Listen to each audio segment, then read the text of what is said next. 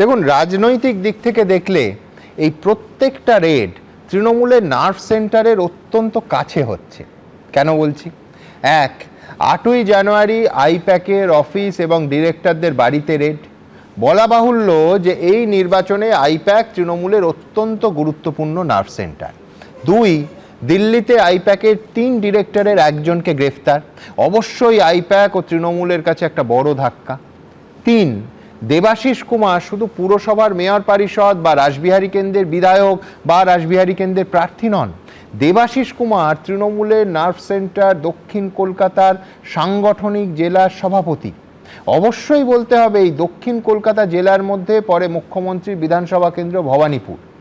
4, যার বাড়িতে IT red হলো সেই মিরাজ শাহ হলেন ভবানীপুর কেন্দ্রে মমতা বন্দ্যোপাধ্যায়ের মনোনয়নের 4 জন প্রস্তাবকের একজন। আমার পরের বক্তা বিশ্বনাথ চক্রবর্তীর কাছে এই প্রশ্নে আসব যে এই 3.5 মাসে যা হচ্ছে সেটা কি মাও সেতুংয়ের কথায় সদর দফতরে কামান দাগা? একেবারে অন্য প্রেক্ষিতে বললাম, আমি বলছি এর কি রাজনৈতিক উদ্দেশ্য আছে? আপনার কি মনে হয়? সুমনদা, কিছুক্ষণ আগেই আপনার টেলিভিশনে দেখলাম সম্প্রচারিত হচ্ছে যে হরমুজ প্রণালীকে খুলে দেওয়া হয়েছে তেল এবং গ্যাস সরবরাহ করবার জন্য। আর আপনাকে জানিয়ে রাখি, ক্রুড অয়েলের দাম 10% পড়ে গেছে উইদিন 5 মিনিট। একেবারেই যখন হরমুজ প্রণালী খুলে দেওয়া হচ্ছে তখন তৃণমূল কংগ্রেসের অর্থের উৎস কিন্তু বন্ধ করে দিচ্ছে ইডি, এবং সেই উদ্যোগটাই তারা নিচ্ছেন। খুব পরিষ্কার করে বলছি সুমনদা, আপনি লক্ষ্য করবেন যে সিবিআই কিন্তু ততটা তৎপর নয়, মূলত ইডি এবং ইনকাম ট্যাক্সের রেটগুলোই করা হচ্ছে, এবং সেই জায়গাতেই করা হচ্ছে যেখান থেকে তৃণমূল কংগ্রেসের আয়ের উৎস তারা মনে করছেন রয়েছে। ফলে আয়ের উৎসটা বন্ধ করে দিতে চাইছেন নির্বাচনের আগে, যাতে অর্থের অতিরিক্ত যোগান বন্ধ হয়ে তৃণমূল কংগ্রেস তার অতিরিক্ত তৎপরতাটাকে কমিয়ে দিতে পারে। যেভাবে মিরাজ শাহকে বাড়িতে রেড করা হয়েছে, তিনি প্রস্তাবক তৃণমূল কংগ্রেসের, মানে শোনা যায় যে তিনি আয়ের অন্যতম উৎস মমতা বন্দ্যোপাধ্যায়ের। একইভাবে কুমার শাহ, তিনি পেশি শক্তির অন্যতম কর্ণধার। ফলে এই রেডগুলো কিন্তু সরাসরি বলা যায় যে নার্ভ সেন্টারে, অর্থাৎ মমতা বন্দ্যোপাধ্যায়ের নার্ভ সেন্টারে অ্যাটাক করা, যাতে করে মমতা বন্দ্যোপাধ্যায়কে বেকায়দায় ফেলা যায়। ফলে এটা কিন্তু আর 5টা রেডের সাথে আপনি তুলনা করলে কিন্তু চলবে না। এটা সরাসরি সদর দপ্তরে আঘাত হানার একটা উদ্যোগ। উদ্দেশ্যটা কি? যে নির্বাচনের তৃণমূল কংগ্রেসের যে অর্থ যোগান হয় সেই যোগানটা, সেই সাপ্লাই লাইনটাকে কেটে দেওয়া।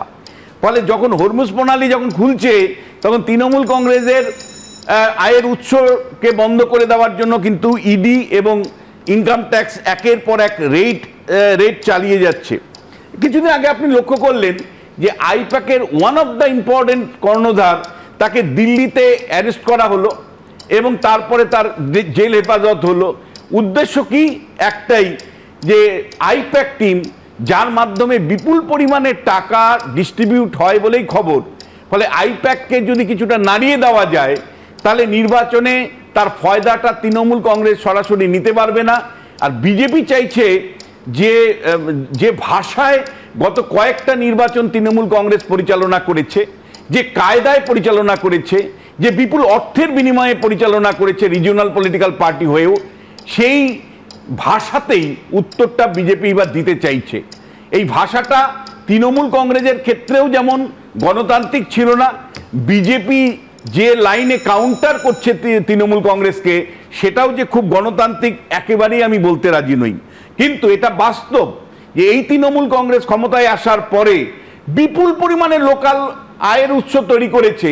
এক একটা নেতার বাড়ি ঘর, তাদের আর্থিক সংগতি এমন জায়গায় নিয়ে চলে গেছে যে ধোয়া ছোঁয়ার বাইরে, এবং তারা যে বিপুল পরিমাণে টাকা নির্বাচনের সময় ব্যয় করে তাকে কাউন্টার করবার চেষ্টা করা হয়েছে, করতে চাইছে বিজেপি এই ইডিকে নামিয়ে দিয়ে, ইনকাম ট্যাক্সকে নামিয়ে দিয়ে, যাতে আয়ের উৎসটাকে যদি শুকিয়ে দিতে পারে তাহলে লড়াইটা লেভেল প্লেইং গ্রাউন্ডে তারা নিয়ে যেতে পারবে বলে মনে করছেন।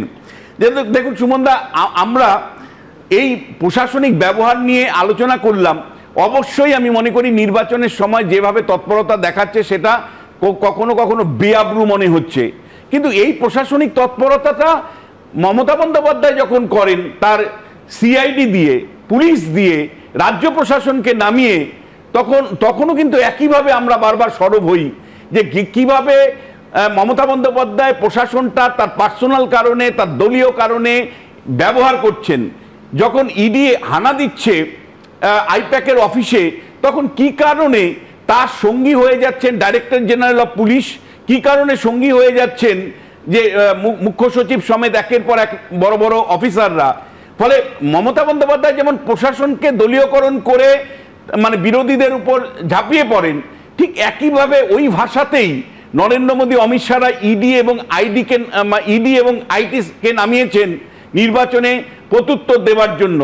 দুটোই কিন্তু আমি আপনাকে বলছি, মমতা বন্দ্যোপাধ্যায়ের পলিটিসাইজেশন অফ অ্যাডমিনিস্ট্রেশনও যেমন গণতন্ত্রের পক্ষে সহায়ক নয়, ঠিক তেমনিভাবে এই মানে ভোটের আগে আলাদাভাবে তৎপরতা দেখানো, সারা বছর না দেখিয়ে, বিভিন্ন মামলাগুলো নিষ্পত্তি না করে এবং মাথা পর্যন্ত তদন্তকে না নিয়ে এখন নির্বাচনের সময় যখন তৎপর হচ্ছে এই ইডি বা সিবিআই বা কেন্দ্রীয় এজেন্সিগুলো, সেটা কিন্তু বড্ড বেমানান লাগছে।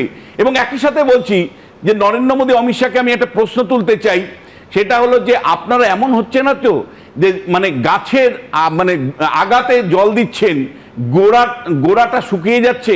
কারণ আজ গত দুদিন ধরে যে পোস্টাল ব্যালটের ভোট হচ্ছে, সেই পোস্টাল ব্যালটের ভোটে তৃণমূল কংগ্রেস কার্যত নিয়ন্ত্রণ নিয়েছে এবং যেভাবে বহু সংখ্যক সরকারি কর্মচারী ভোট দিতে পারেননি এবং যেভাবে ইলেকশন কমিশন কার্যত মানে জেলা প্রশাসনের কাছে কম্প্রোমাইজ করে অব্যবস্থা তৈরি করে রেখেছে, বহু ভোট কর্মী যারা আমাদের ভোট নিবে তারা ভোট দিতে পারছে না, তা নিয়ে কেন বিজেপি সরব নয়? তা নিয়ে কেন শুভেন্দু অধিকারী কেন মানে সিও দপ্তরটাকে ঘেরাও করে রাখছে না?